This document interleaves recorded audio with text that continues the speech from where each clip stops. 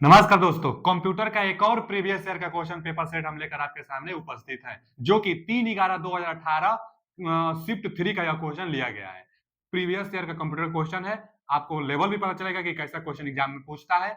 और अगर आप सेट उट भी लगाते होंगे अथवा अगर थोड़ा बहुत भी आप समझते होंगे अपने आप को, तो आपको पता चल गया होगा कि कंप्यूटर से नंबर को उठाया जा सकता है, ज्यादा नंबर लाया जा सकता है तो कंप्यूटर के जरिए, क्योंकि कंप्यूटर एक ऐसा सिलेबस है जिसमें 15 में 15 सही किया जा सकता है, 15 में 14, 15 में 13 तक सही हो सकता है एकदम आसानी से। अगर एक बार अच्छा से थ्योरी पढ़ने के बाद प्रीवियस ईयर के क्वेश्चन पेपर सोल्यूशन कर लेते हैं तो क्वेश्चन इसी से ज्यादातर क्वेश्चन रिपीटेड होता है कंप्यूटर में।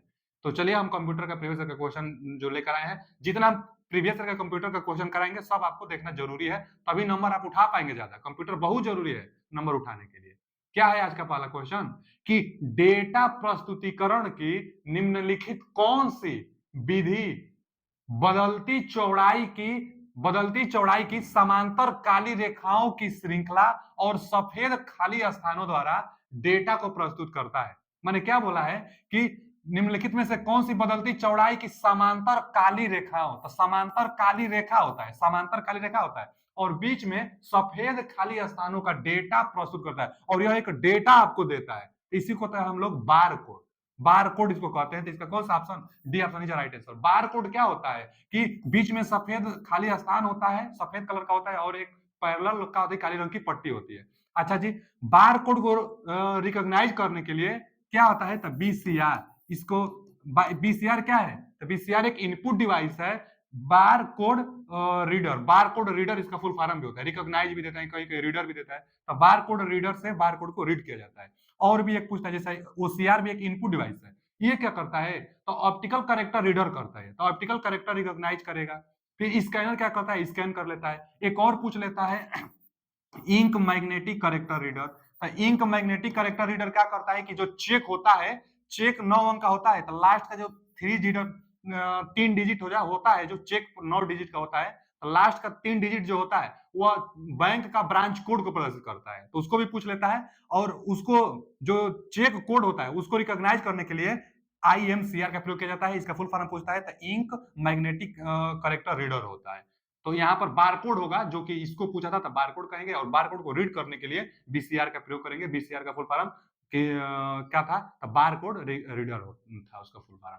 आगे क्वेश्चन क्या था कि किस नेटवर्क का आकार साइज लैन और वैन के बीच में होता है। तो जो हम नेटवर्क बताए थे आपको, 4 प्रकार से नेटवर्क बताए थे। एक बताए थे आपको लैन, लैन को क्या कहते हैं, local area network, local area network कहते हैं जी, ठीक है। एक तो लाइन था, उसके बाद हम बताए थे आपको मैन, मैन को क्या कहेंगे, लाइन मैन वैन, तीनों ना होता है फेमस एकदम।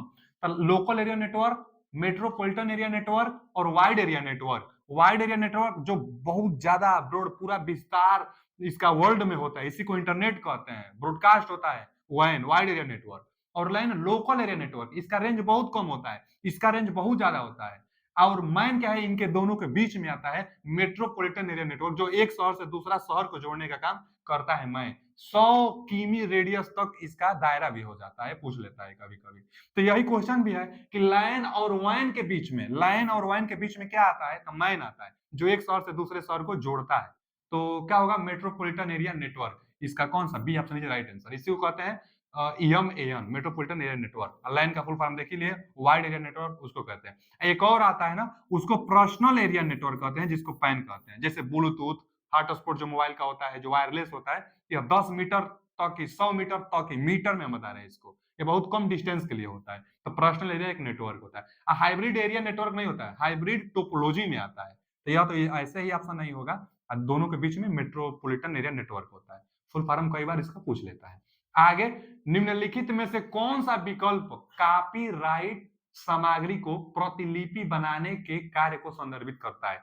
एक यहां आप ध्यान से देखिए, कॉपीराइट सामग्री बनाने के लिए, माने कॉपीराइट होता पहले क्या है, तो कॉपीराइट उस चीज को कहते हैं, जैसे कई बार बहुत ऐसा नामकरण आता है कि हम उसका इमेज नहीं लेकर आते हैं, क्यों, क्योंकि कॉपीराइट लग जाएगी।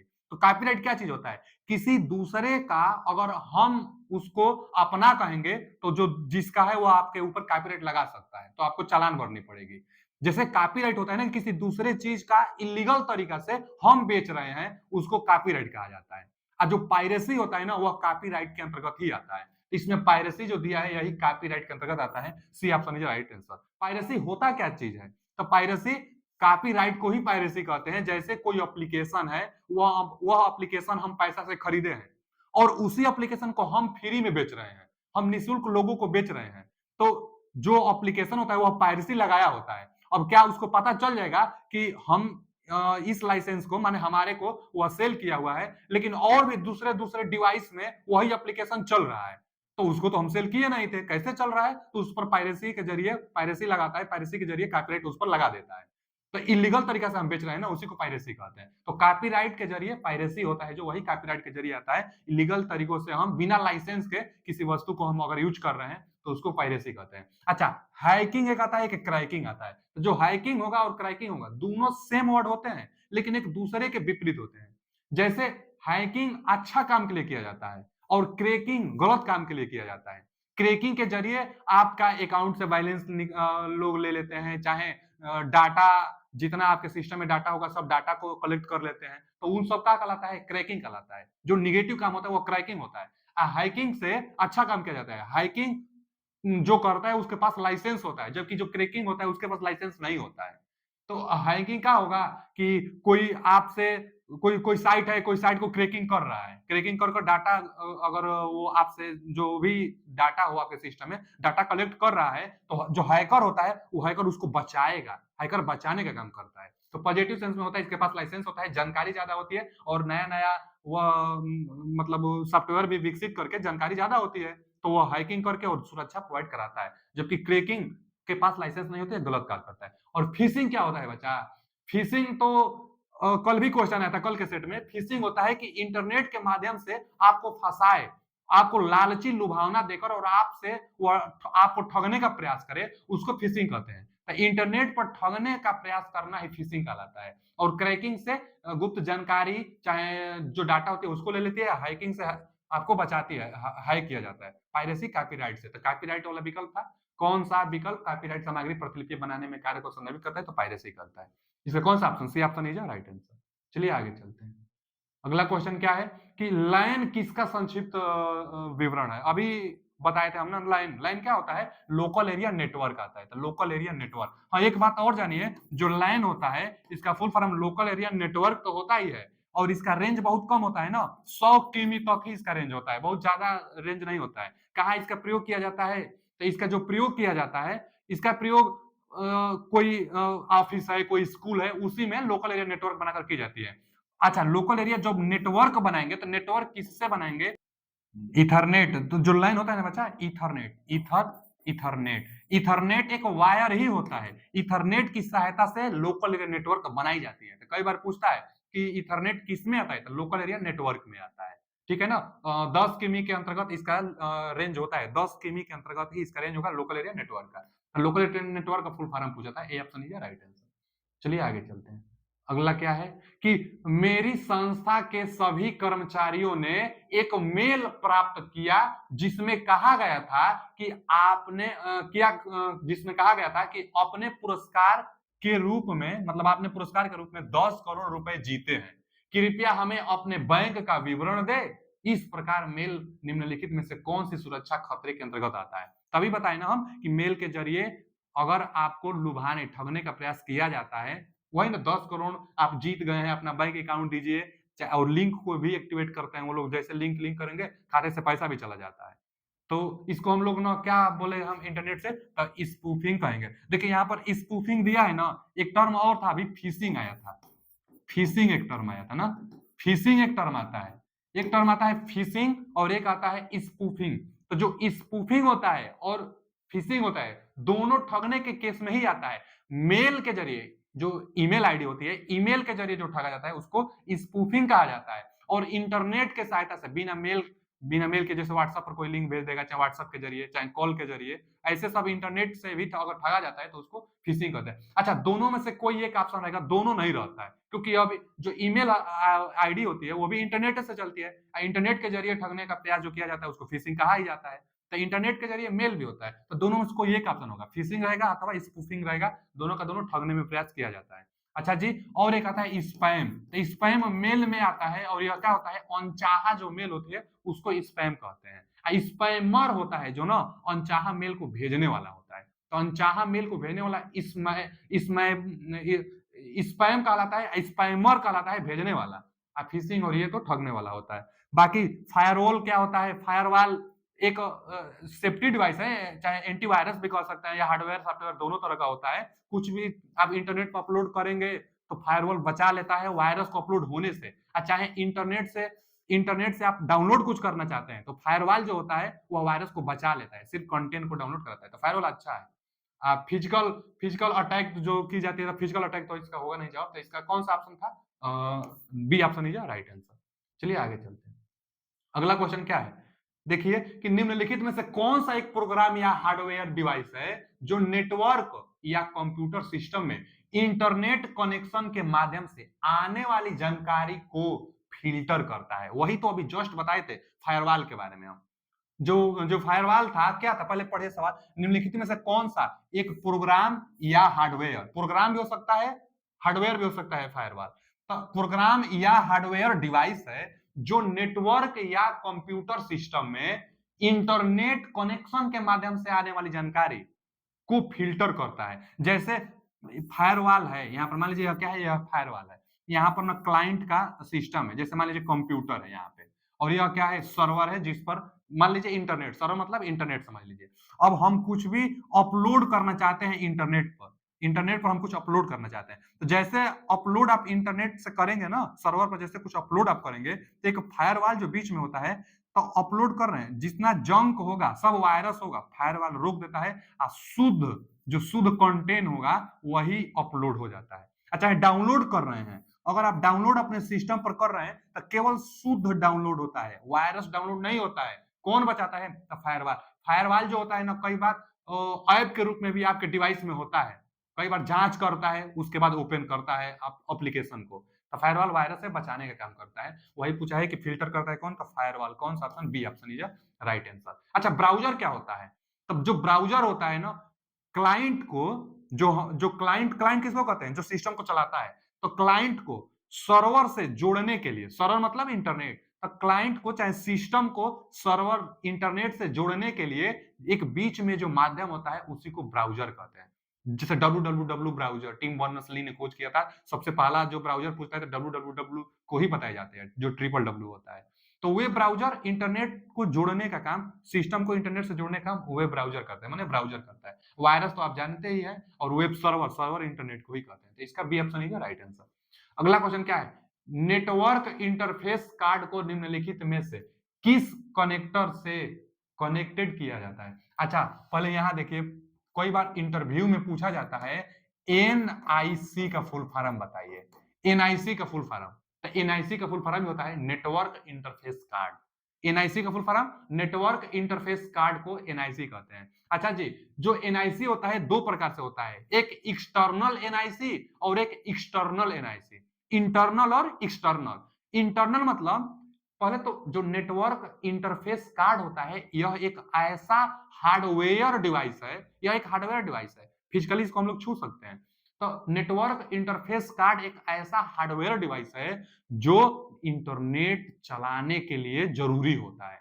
यह नहीं रहेगा तो सिस्टम में इंटरनेट ही नहीं चलेगा, यह रहेगा तभी इंटरनेट चलेगा। तो ये दो प्रकार से होता है, एक इंटरनली होता है, सिस्टम के अंदर एक होता है, और एक एक्सटर्नली भी होता है, एक सिस्टम के बाहर भी होता है। अच्छा जी, सिस्टम के जो अंदर होता है एनआईसी माने नेटवर्क इंटरफेस कार्ड जो सिस्टम के अंदर होता है, उसको कनेक्ट करने के लिए एक केबल का प्रयोग किया जाता है जिसको हम लोग कहते हैं RJ45 कहते हैं। RJ45 जैसे यूएसबी एक केबल होता है, चार्जर को मोबाइल से जोड़कर और चार्जिंग की जाती है, तो यूएसबी एक केबल होता है, इथरनेट एक केबल होता है, ठीक उसी तरह RJ45 एक केबल होता है। यह केवल एनआईसी के लिए ही आता है, वो भी एक्सटर्नल एनआईसी जो अंदर एनआईसी लगती है। तो RJ45 जो होता है ना, इसको रजिस्टर्ड जैक भी कहा जाता है, रजिस्टर्ड जैक 45। RJ45 को रजिस्टर्ड जैक 45 कहते हैं। यही एक ऐसा कनेक्टर होता है, केबल होता है जो इंटरनल नेटवर्क इंटरफेस कार्ड को जोड़ने का काम करता है और क्या करता है कि इंटरनेट चलता है। एक एक्सटर्नली होता है, तो एक्सटर्नली में क्या था, वाईफाई के जरिए, मोडेम के जरिए, राउटर के जरिए हम लोग अटैच करके और नेटवर्क चला लेते हैं, तो वो एक्सटर्नली था, जिसको वायरलेस भी कहते हैं एक्सटर्नली को। इंटरनली वायर की सहायता से जुड़ता है, वो कौन सा वायर से जुड़ता है, कौन सा केबल से जुड़ता है, तो इसका C option is right answer, RJ45 से जुड़ता है। कौन? तो एनआईसी। क्या नाम है इसका एनआईसी का? Network interface card. तो C option is right answer. बाकी यूएसबी कनेक्टर होता है, तो यूएसबी से इसको नहीं जोड़ा जाता है, RJ45 से जोड़ा जाता है। अगला क्वेश्चन क्या है कि निम्नलिखित में से किस आधार पर मोडेम को, मोडेम एक ऐसा डिवाइस है जो इनपुट भी कहलाता है, आउटपुट भी कहलाता है। मोडेम मॉड्यूलेटर डीमॉड्यूलेटर दोनों करता है, माने मॉड्यूलेटर और डीमॉड्यूलेटर दोनों काम करता है, इसलिए इसको इनपुट आउटपुट डिवाइस कहा जाता है। और यह क्या करता है? ट्रांसमिशन लाइन में डाटा को ट्रांसमिट करता है, तभी तो मॉड्यूलेटर और डीमॉड्यूलेटर करेगा। इसका प्रयोग ट्रांसमिशन लाइन में किया जाता है, किस लिए? डाटा को ट्रांसमिट करने के लिए। कैसे करता है? तो मॉड्यूलेटर और डीमॉड्यूलेटर करके करता है। अच्छा जी, तो निम्नलिखित में से किस आधार पर मोडेम को वर्गीकृत किया जाता है? 3 तो विकल्प दिया है, कौन सही होगा इसमें से आपको बताना है। अच्छा जी, पहला दिया है डायरेक्शन, जिससे यह डेटा को ट्रांसमिट कर सकता है। सही बात है, मोडेम डेटा को ट्रांसमिट करता है, डायरेक्शन देता है। पहला तो सही बात है, पहला सही है। दूसरा, ट्रांसमिशन लाइन से कनेक्शन का प्रकार करता है मोडेम, यह भी बात सही है। इंटरनेट से कनेक्शन करता है, ट्रांसमिशन लाइन में इसका प्रयोग किया जाता है। ट्रांसमिशन लाइन कौन सा है? डाटा का ट्रांसमिट जो होती है, तो डाटा ट्रांसमिट में ही मोडेम का प्रयोग किया जाता है। यह भी सही है कि ट्रांसमिशन लाइन में कनेक्शन का काम, चाहे कनेक्शन का प्रकार है मोडेम, तभी तो मॉड्यूलेटर और डीमॉड्यूलेटर करता है। और ट्रांसमिशन मोड में होता है, तो ये भी सही है। तीनों सही कौन सा ऑप्शन में दिया है? आल, आल दिया है ना यहाँ पे, D option is right answer. पहला, दूसरा और तीसरा तीनों सही है। किसके लिए? मोडेम के लिए। मोडेम इनपुट आउटपुट दोनों डिवाइस है जो मॉड्यूलेटर और डीमॉड्यूलेटर करता है।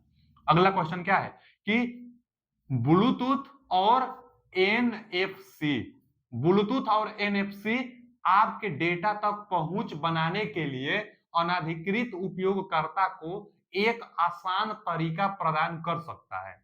अच्छा जी, एनएफसी का क्या तात्पर्य है? यहां बताया गया है ना कि एक ब्लूटूथ और एक एनएफसी एक ऐसा है कि जो आपके डेटा को पहुंच बनाने के लिए अनाधिकृत बिना रुकावट का उपयोगकर्ता को एक आसान तरीका से प्रदान कर देता है, डाटा को आसानी से प्रदान कर देता है। आप ब्लूटूथ भी जानते होंगे, जो मोबाइल होता है उसमें ब्लूटूथ भी होता है। ब्लूटूथ कनेक्ट करा कर दो डिवाइसों का और हम लोग डाटा का आदान प्रदान कर लेते हैं, चाहे म्यूजिक भेजिए, फोटो भेजिए, कुछ भी भेजिए, डाटा का आदान प्रदान होता है। ठीक उसी प्रकार एनएफसी से भी डाटा का आदान प्रदान होता है। यह भी वायरलेस है, यह भी वायरलेस है, दोनों वायरलेस होते हैं, दोनों कम दूरी के लिए डाटा का आदान प्रदान करते हैं। तो उसका फुल फॉर्म पूछा था एनएफसी का, तो नियर, नियर तो जरूर होगा लेकिन फाइंड नहीं होगा, नियर फील्ड होगा। तो नियर फाइंड तो होगा नहीं, यहाँ नाइवोरियस दिया तो ये तो होगा नहीं, ये भी नहीं होगा। नियर दिया है, ठीक है, फील्ड दिया है, ये भी ठीक है। नियर फील्ड कम्युनिकेशन, सही बात है। कम्युनिकेशन मतलब डाटा का आदान प्रदान करना, कम्युनिकेशन डाटा का आदान प्रदान करता, लेकिन नियर के लिए ही होता है, दोनों नजदीक दूरी के लिए ही होता है। नियर फील्ड कम्युनिकेशन एनएफसी का फुल फॉर्म होता है, उससे पे भुगतान भी किया जाता है एनएफसी के जरिए। तो ब्लूटूथ और एनएफसी कम दूरी के डाटा ट्रांसमिट करते हैं, D option is right answer. Near field communication NFC का फुल फॉर्म है। अगला क्वेश्चन क्या है कि बुकमार्क का उपयोग एमएस वर्ड में किया जाता है। हाँ, किया जाता है ना एमएस वर्ड में। एमएस वर्ड में पहले क्या किया जाता है? डॉक्यूमेंट बनाई जाती है, एडिट की जाती है डॉक्यूमेंट को। तो कोई भी, अब कोई डॉक्यूमेंट है और डॉक्यूमेंट में आप कुछ लिखे हैं, कोई पेज का है, मान लीजिए कोई पेज का है, तो बुकमार्क क्यों किया जाता है? तो बुकमार्क किया जाता है ना, कोई कोई मान लीजिए टेक्स्ट है, यहाँ पर कोई टेक्स्ट है, अब बुकमार्क मतलब ना समझ लीजिए हाईलाइट करना, जो टेक्स्ट लिखा गया है उसको बुकमार्क कर देने का मतलब हाईलाइट कर देना, पूरा हाईलाइट कर देता है उसको। क्यों किया जाता है हाईलाइट? कि कभी बाद में हम दोबारा इसको अगर देखें तो डायरेक्ट उस पर ध्यान जाए हमारा। कौन जानता है, कुछ त्रुटि होगा तो उसको हम सुधारेंगे बाद में, कुछ शक होगा तो बाद में उसको देखेंगे, तो वही बुकमार्क कहलाता है कि बुकमार्क कर दीजिए बाद में आसानी से उसको देखने के लिए। तो पढ़ा जाए, बुकमार्क का उपयोग एमएस वर्ड में किया जाता है। अब किस लिए किया जाता है? दस्तावेज मतलब जो डॉक्यूमेंट है, टिप्पणी का पता लगाने के लिए, टिप्पणी का पता लगाने के लिए। पूरा पढ़ेंगे ना तो अपने आप जवाब देखेंगे। आगे डॉक्यूमेंट में हेडर और फुटर का पता लगाने के लिए, ये तो एकदम साफे गलत है। हेडर और फुटर, हेडर सबसे ऊपर, फुटर सबसे नीचे, एक बॉर्डर होता है, तो इसको पता लगाने के लिए टेक्स्ट पर हम लोग बुकमार्क करते हैं। तो यहाँ टिप्पणी का पता लगाने के लिए, अभी इसको छोड़िए, आगे identify and correct the spelling error. Spelling error bookmark थोड़े करता है, बुकमार्क से स्पेलिंग एरर नहीं होता है, स्पेलिंग एरर तो अपने आप नीचे ब्लू कलर का, रेड कलर का वो एक रेखा बन जाती है, तो स्पेलिंग चेक नहीं करता है। पढ़ लीजिए ना, भविष्य में उल्लेख के लिए डॉक्यूमेंट में वर्तनी को शुद्ध, मतलब वर्तनी की त्रुटियों की पहचान करने और उन्हें सही करने के लिए, तो वर्तनी की त्रुटियों की पहचान करने के लिए एक स्पेसिफिक जगह को नहीं करेंगे। आगे देखिए ना कि भविष्य में उल्लेख के लिए डॉक्यूमेंट में एक विशिष्ट स्थान या टेक्स्ट की, एक विशिष्ट स्थान या टेक्स्ट की पहचान करने के लिए एकदम ये सही है। उससे भी ए ऑप्शन गलत, D option is right answer. ध्यान से पढ़िए, बुक मार्क क्यों किया जाता है, पढ़िए ध्यान से। भविष्य में मतलब आगे कभी अगर लिख रहे हैं तो फिर दोबारा जब देखेंगे उसके लिए बोल रहा है कि भविष्य में उल्लेख के लिए, दोबारा पढ़ने के लिए डॉक्यूमेंट में एक विशिष्ट स्थान या टेक्स्ट की पहचान करने के लिए। वही तो हम बताएं कि कोई स्पेशल एक जगह पर हम लोग बुक मार्क करेंगे और दोबारा कभी पढ़ेंगे तो डायरेक्ट वहीं पर हमारा ध्यान जाए। तो एक विशिष्ट स्थान के लिए या टेक्स्ट, कोई एक टेक्स्ट होगी, उस विशिष्ट टेक्स्ट के लिए पहचान करने के लिए, दोबारा जब देखेंगे तो पहचान करने के लिए, तो इसलिए बुक मार्क की जाती है। इसका डी ऑप्शन ही सही है, ए ऑप्शन सही नहीं है। ए ऑप्शन में टिप्पणी का पता लगाने के लिए टिप्पणी नहीं, इसका D option is right answer. चलिए आगे चलते हैं। अगला क्वेश्चन क्या है कि पीओपी, इसको कहते हैं ना पोस्ट ऑफिस प्रोटोकॉल कहते हैं, यह ईमेल में आता है। देखिए लिखा भी है पोस्ट ऑफिस प्रोटोकॉल, तो पीओपी पोस्ट ऑफिस प्रोटोकॉल का वर्तमान मानक संस्करण क्या है, वर्तमान में कौन सा संस्करण पीओपी का प्रयोग किया जा रहा है। देखिए जो मेल होता है ना, ईमेल, ईमेल में 3 प्रोटोकॉल होता है, ईमेल में 3 प्रोटोकॉल होता है, एक आईएसपीएम ना, सिंपल मेल ट्रांसफर प्रोटोकॉल एक होता है, सिंपल मेल ट्रांसफर प्रोटोकॉल, यह भेजने के लिए होता है, पहला तो ये होता है। और दो जो प्रोटोकॉल होता है वह प्राप्त करने के लिए, रिसीव करने के लिए, तो एक होता है ना पीओपी पोस्ट ऑफिस प्रोटोकॉल, और एक होता है ना internet message access protocol, IMAP. 3 protocol होता है ईमेल के जरिए। तो जो सिंपल मेल ट्रांसफर प्रोटोकॉल होता है यह भेजने के लिए किया जाता है, यह प्रोटोकॉल का प्रयोग तभी होगा जब ईमेल आप भेजेंगे। और यह दोनों होता है ना रिसीव के लिए, रिसीव जब होते हैं ना बच्चा, तो रिसीव प्रोटोकॉल यही दोनों प्रयोग किया जाता है, लेकिन दोनों में से एक साथ दोनों नहीं प्रयोग होता है, कोई एक ही एक बार में होगा। अगर ईमेल एक जगह पर भेजा गया है तो पीओपी प्रोटोकॉल का प्रयोग किया जाता है, यूज होता है, जो अपने आप होता है। अब बाकी अगर एक से ज्यादा लोगों को ईमेल आप भेजे हैं तो internet internet message access protocol का प्रयोग किया जाता है। तो अगर 2 लोगों से ज्यादा आप करेंगे तब। अच्छा जी, इंटरनेट एक्सेस प्रोटोकॉल करके कुछ होगा, इसका आप एक बार ध्यान से आप देख लीजिएगा क्या होता है। बस इतना जानिए कि जो पोस्ट ऑफिस प्रोटोकॉल होता है, इसका इसी का संस्करण पूछा है ना, पोस्ट ऑफिस प्रोटोकॉल का वर्तमान संस्करण कौन सा है, तो इसका जो वर्तमान संस्करण प्रयोग किया जा रहा है, चाहे इसका और इसका दोनों का रिसीव करने के लिए, तो तीसरा संस्करण वर्तमान में प्रयोग किया जा रहा है। और प्रोटोकॉल नंबर पूछ लेता है तो 110 किया जाता है। तो पोर्ट नंबर पूछता है, पोर्ट नंबर तो 110, लेकिन अगर संस्करण पूछ दे, वर्तमान संस्करण ही पूछा है, वर्तमान संस्करण, तो तीसरा इन दोनों का रिसीव करने के लिए, तो कौन सा option, B option is right answer. तीसरा संस्करण का प्रयोग किया जाता है दोनों रिसीव करने के लिए। इसको एक बार देख लीजिए कि यही होता है कि कुछ दूसरा होता है, इधर उधर हो सकता है। चलिए आगे, अगला क्या है कि निम्नलिखित में से किस डिवाइस का इस्तेमाल चित्र बनाने के लिए किया जाता है। कौन सा डिवाइस है जो चित्र बनाने के लिए करेंगे, तो माउस तो चित्र बनाएगा नहीं, कार्ड पंच और touch panel output input device होता है, टच पैनल एक प्लॉटर ही इसका जवाब होगा। जो प्लॉटर होता है ना बच्चा, प्लॉटर एक आउटपुट डिवाइस होता है और इसी पर मानचित्र उनचित्र चाहे कोई भी चित्र बनाना चाहते हैं तो प्लॉटर पर बनाकर और दिखाई जाती है। तो प्लॉटर क्या होता है, एक आउटपुट डिवाइस है और इसी पर चित्र बनाई जाती है, चाहे मानचित्र बने चाहे जैसा भी चित्र आपको बनाना हो। तो निम्नलिखित में से किस डिवाइस का इस्तेमाल चित्र बनाने के लिए करेंगे, तो प्लॉटर का प्रयोग करेंगे। प्लॉटर चित्र बनाने के लिए ही होता है, तो A option is right answer. अगला क्वेश्चन क्या है कि निम्नलिखित में से कौन सा विकल्प विभिन्न स्रोतों और वेबसाइटों से ईमेल एड्रेस खोजने के लिए विभिन्न टूल्स का प्रयोग किया जाता है। अच्छा जी, निम्नलिखित में से कौन सा विकल्प विभिन्न स्रोतों और वेबसाइटों से ईमेल एड्रेस खोजने के लिए विभिन्न टूल का प्रयोग किया जाता है। पहले तो आप ये जानिए, स्पैम, जो स्पैम होता है अनचाहा मेल होता है, अनचाहा मेल भेजने वाला स्पैमर कहलाता है। स्पैमर, स्पैमर जो होता है अनचाहा मेल भेजने वाला होता है। जो अनचाहा मेल भेजने वाला होता है स्पैमर, यही तो इंटरनेट पर ईमेल आईडी खोजता रहता है, ढूंढता रहता है और उसके बाद मैसेज भेजता रहता है। तो स्पैमर ही होगा जो एड्रेस, विभिन्न एड्रेस ढूंढता रहेगा। दिया ना कि वेबसाइटों में ईमेल एड्रेस खोजने के लिए विभिन्न टूल का प्रयोग करता है। ईमेल आईडी खोजने के लिए विभिन्न टूल का प्रयोग करेगा, स्पैमर करेगा, क्योंकि उसको स्पैम मैसेज भेजना है तो स्पैमर करेगा। देखिए यहाँ पर A option is right answer. अगला क्वेश्चन क्या है? अगला क्वेश्चन है कि निम्नलिखित में से कौन सा मालवेयर एक बैकडोर के रूप में कार्य करता है और सिस्टम में पहुंच प्राप्त करने के लिए वायरस या अन्य गंभीर हानिकारक प्रोग्राम को छिपा सकता है। पहले तो मालवेयर के बारे में, मालवेयर एक गंदा सॉफ्टवेयर होता है, हानिकारक सॉफ्टवेयर होता है मालवेयर। अच्छा, मालवेयर कितना प्रकार से होता है? जो मालवेयर होता है ना बच्चा, मुख्य रूप से 4 प्रकार से होता है।